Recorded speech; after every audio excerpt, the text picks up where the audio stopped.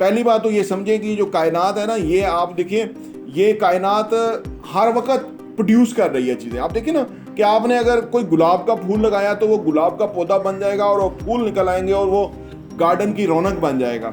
लेकिन अगर आपने नहीं लगाया तो खामखा की कोई जड़ी बूटी उग जाएगी और वो सारा जगह को कवर कर लेगी और वो बहुत बुरा लगेगा। सिर्फ 3 महीने एडिसन जो है वो स्कूल गया है, उसकी माँ ने उसको पढ़ाया है और इस वक्त तो दुनिया का सबसे बड़ा साइंटिस्ट है। 1000 से ऊपर उसकी इन्वेंशन है। बल्ब, लाइट बल्ब उसकी इन्वेंशन है। बेशुमार दुनिया को पता नहीं होता शाम को उनकी औलाद इस वक्त किधर है। ऊपर से ये इतना कुछ है ना, ये बाहर इतने मसाइल हैं, इतने प्रॉब्लम है। बच्चे कहाँ जा रहे हैं, किन लोगों में बैठ रहे हैं, वो जराइम पेशा है, नशे में जा रहे हैं, इस तरह की बेशुमार। और घर घर में वो नशे के इलाज के सेंटर खोल रहे हैं, वो एक अलग बिजनेस खुल गया है।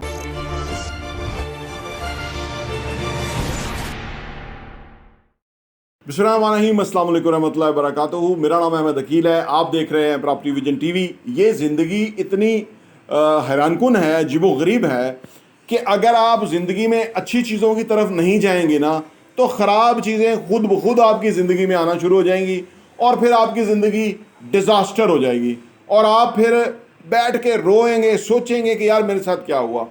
ज़िंदगी में जो लोग अच्छी चीज़ों की तरफ हैं वो लोग बेहतरीन ज़िंदगी पा जाते हैं, वो बेहतरीन लेवल पे पहुंच जाते हैं, और जो इस पर नहीं है वो वहीं के वहीं रह जाते हैं, बल्कि वर्स्ट में रह जाते हैं। देखिए, बाग है ना, एक गार्डन है, अगर आप उसकी तराश खराश नहीं करें ना, ये जो आ जाती हैं जड़ी बूटियाँ पैदा हो जाती हैं, इसको हटाएं नहीं। पहली बात तो ये समझें कि जो कायनात है ना, ये आप देखिए, ये कायनात हर वक्त प्रोड्यूस कर रही है चीज़ें। आप देखिए ना कि आपने अगर कोई गुलाब का फूल लगाया तो वो गुलाब का पौधा बन जाएगा और वो फूल निकल आएंगे और वो गार्डन की रौनक बन जाएगा। लेकिन अगर आपने नहीं लगाया तो खामखा की कोई जड़ी बूटी उग जाएगी और वो सारा जगह को कवर कर लेगी और वो बहुत बुरा लगेगा। तो लिहाजा अगर आप अपनी ज़िंदगी को बेहतर बनाने की तरफ नहीं है ना तो आपकी ज़िंदगी बुरी बन रही है ऑटोमेटिकली, क्योंकि ज़िंदगी में या तो आप आगे की तरफ जाते हैं या आप पीछे की तरफ जाते हैं, एक जगह रुक नहीं सकते आप। बहुत सारे लोग समझते हैं शायद हम एक जगह, हमने एक पोजीशन ली हुई है और इस पे हम खड़े हुए हैं और यही हम इधर ही हम। नो, वो पीछे जा रहे हैं और 2, 4, 5, 10 सालों के बाद उनको समझ आती है कि हम तो बहुत पीछे रह गए, लोग तो बहुत आगे निकल गए। तो ज़िंदगी में अगर आप बेहतरी की तरफ नहीं होंगे ना तो आप फिर पीछे की तरफ होंगे और वो आपकी ज़िंदगी ख़तरनाक होगी। ज़िंदगी है क्या? एक लिमिटेड वक्त है हमारे पास, 60 साल, 70 साल, 80 साल, 90 साल, लेकिन वक्त है, ठीक है ना। अब अगर ये वक्त है हमारे पास ज़िंदगी और उसके ऊपर हम स्मोकिंग शुरू कर लें, उसके ऊपर हम टेलीफोन पे लंबी लंबी बातें करना शुरू कर दें, उसके बाद हम अपनी ज़िंदगी के मकसद से ही जो है ना अलग हो जाएं, बच्चों को हम ट्यूशन में भेज दें या स्कूल में भेज दें और अब हम खुद ना उनके साथ कोई टाइम गुजारें, हम उनको खुद ना देखें। अल्लाह ने वो भेजे हैं और अल्लाह के बाद सबसे बड़ी जिम्मेदारी तो वो हमारी ही है, या अल्लाह के बाद सबसे बड़ी तकलीफ वो हमारी है और हम उसको ट्यूशन पे भेज देते हैं बाजी के यहाँ और ख़ुद नहीं पढ़ाते। क्यों? इसलिए कि हमें वो सर में दर्द होती है, क्या बच्चों को पढ़ाएंगे, कोई पढ़ा दे, यकीन करें वो नहीं पढ़ाएगा। अगर वो पढ़ाएगा भी ना तो किसी काम का नहीं पढ़ाएगा। हमने अगर बच्चों को, ये आपने बेशुमार मिसालें सुनी ना, एडिसन की मिसाल है कि जिसको स्कूल में दाखिल किया और उसने कहा कि ये बच्चे, उसकी वालदा को बुलाया, उसने कहा ये बच्चा जो है ना ये अबनॉर्मल है, ये इधर स्कूल के लिए सही नहीं है, इसको किसी स्पेशल स्कूल में डालें। तो जब एडिसन को लेके उसकी माँ वापस जा रही थी तो एडिसन ने पूछा कि माँ ये क्या कह रहे हैं स्कूल वाले?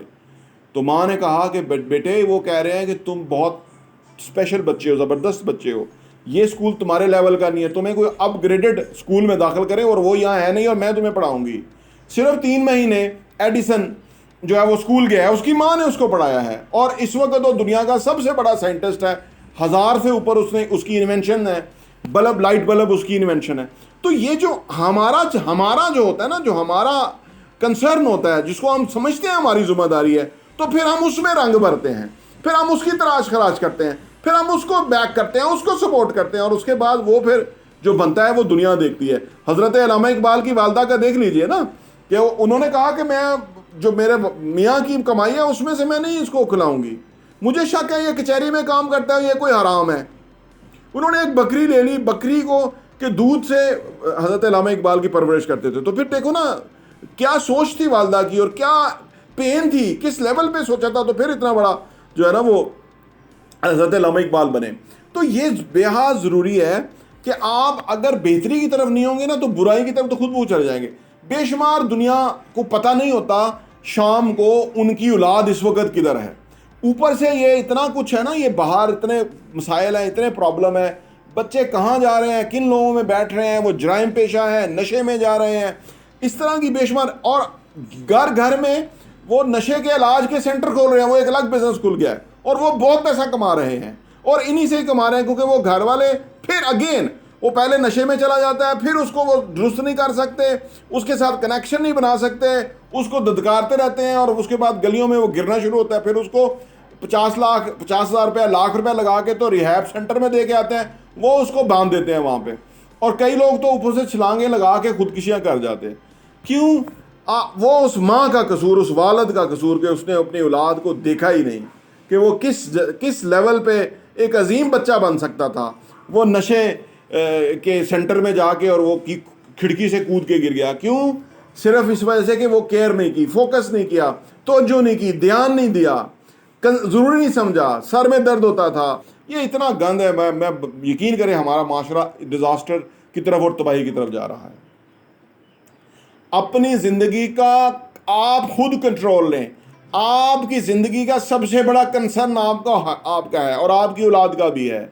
ये नहीं, मैं नहीं कहता कि औलाद को आप ऐसा डांटें या ऐसा बांध के रखें या ऐसा, नो, उनके साथ दोस्ती करें, उनकी छोटी छोटी रिक्वायरमेंट्स को फुलफिल करें इमीडिएटली, उनको शहजादों की तरह रखें, उनको अपना बेस्ट फ्रेंड बनाएं, उनके साथ हर तरह का पूरा तावन करें ताकि वो शाइन करें, ग्रो करें, वो बड़े इंसान बने, बजाय कि वो इन ट्यूशन सेंटरों पे और इन टीचरों के पास जिनकी कोई औकात नहीं है, जिनकी कोई नॉलेज और विजन और उनके साथ कोई हमदर्दी नहीं है उस तरह की। क्योंकि वो आज, कभी टीचर्स कुछ और तरह के होते थे, आज तो टीचर कंफ्यूज है।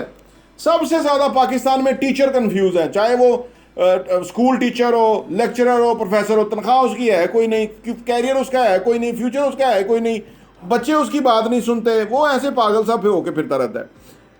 ये इसलिए हुआ कि उसने अपना उस्तादी तो ले ली लेकिन अपने काम पे एम्फसाइज नहीं किया, किताबें नहीं पढ़ी, नॉलेज नहीं लिया। अगर नॉलेज हो तो पिन ड्रॉप साइलेंट हो जाता है। अगर कोई नॉलेजेबल इंसान कहीं बोल रहा हो तो दुनिया सुन रही होती है, उनको फ़ायदा और होता है, वो हील हो रहे होते हैं, उनको डिफरेंट डायरेक्शन मिल रही होती है, उनको अपनी मंजिल मिल रही होती है उस गुफ्तगू के अंदर से। तो लिहाजा खुदारा अपनी ज़िंदगी को बेहतरी की तरफ ले जाने के लिए काम करें और हम अपने चैनल पे बड़ी ज़िम्मेदारी से करा रहे हैं। आप खुद सब्सक्राइब करें, अपनी औलाद को भी सब्सक्राइब कराएं, सो दैट कि उनको माशी तौर पे कैसे मजबूत होना है, ज़िंदगी के जो मानी है वो कैसे क्लियर करके जिन में रख के आगे बढ़ना है और किस तरह से एक खूबसूरत और बेहतरीन ज़िंदगी जीनी है और किस तरह से हमने इंशाअल्लाह ताला मिल के पाकिस्तान को अपलिफ्ट करना है और इन नौकरों के चुंगल से निकाल के पाकिस्तान को आज़ादी की, हकीकी आज़ादी की तरफ ले जाना है और पाकिस्तान में बिजनेस इन्वायरमेंट क्रिएट करना है, सो दैट कि पाकिस्तान के अंदर टैक्स कलेक्शन हो, पाकिस्तान के अंदर डॉलरों की कमी जो है उसको ख़त्म किया जा सके और लोगों को हम उस लेवल पे तैयार कर सकें ताकि पाकिस्तान ओवरऑल तरक्की की तरफ जाए। प्रॉपर्टी टीवी देखने का बहुत बहुत शुक्रिया।